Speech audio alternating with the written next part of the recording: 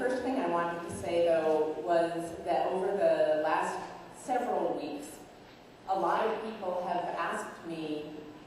why Orozco? And I had to admit that this question annoyed me somewhat, because I like his work, and so I thought about it, and people kept asking me, and finally I decided that if the question was annoying me like that, I had better think of the real answer, because there must be something there. It's not so often that the Museum of Modern Art devotes this kind of space to artists in their 40s for a solo show, and there should be a way to back up that decision. So I think there are a lot of answers,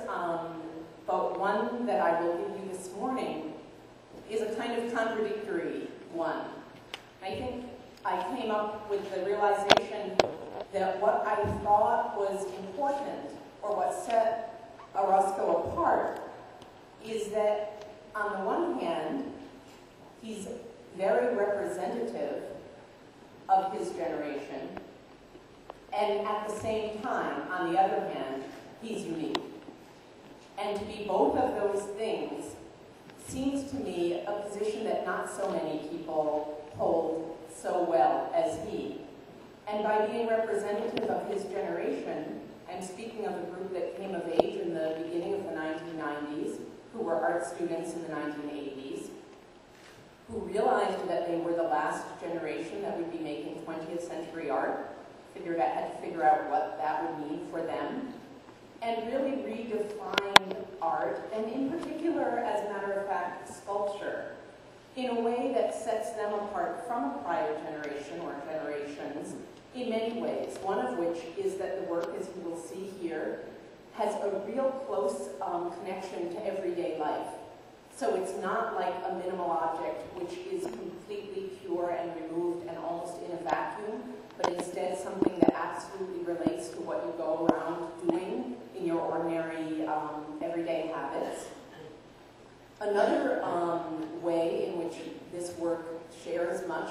with those of other artists is that this is an artist based and very much rooted in one place, in this situation, Mexico, but who defined a kind of internationalist way of making art in the 1990s by choosing to move from place to place and city to city and, in fact, continent to continent to make his work and, in fact, to have all of those different places inform his work. And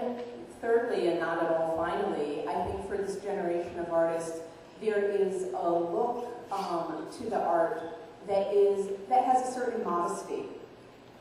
And when you think of it in terms of what we call fin de siècle or end of century art from past centuries, it's the same,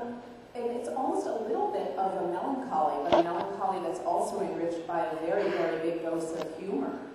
That, this isn't anymore like the prime of something, it's a little bit the twilight of the century. And so maybe you don't need to make a sculpture that weighs 3 tons. Maybe you can make a sculpture that's actually a shoebox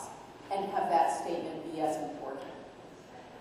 How is Orozco, on the other hand, unique? He's absolutely unique, I think, and again, many ways to say it, but the one thing I would say is that when you look at many of the objects in this exhibition, whether it be La Déesse, whether it be black kites, whether it be the whale down in the atrium,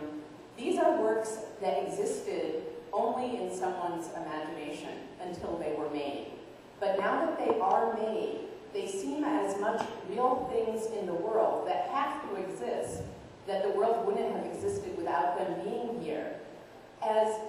any work of art from, say, 100 years ago, like La Demoiselle d'Avignon, or any of the scores of things on the 5th and 4th floors, that we don't question their existence. And I think there are so many works in this show that we just don't question the existence of this thing, that once you think about it, it's an absolutely peculiar thing, and there's no reason in the world that it should be here. But it is, and now that it is,